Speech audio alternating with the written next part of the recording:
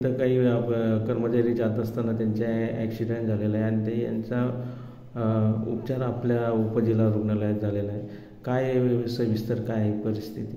आज दिनांक 19/11/2024 रोजी इलेक्शन ड्युटीवर जात असताना कर्मचाऱ्यांचा अपघात झाला. अपघातामध्ये एकूण 5 रुग्ण आमच्याकडे आलेले आहेत. सर्व रुग्णांचे आम्ही तपासणी करून त्यांच्यावर उपचार चालू आहे. सद्यस्थितीमध्ये रुग्ण यांची परिस्थिती स्थिर आहे. कुठं बाहेर खाजगी हॉस्पिटलमध्ये काही रुग्ण पाठवले का?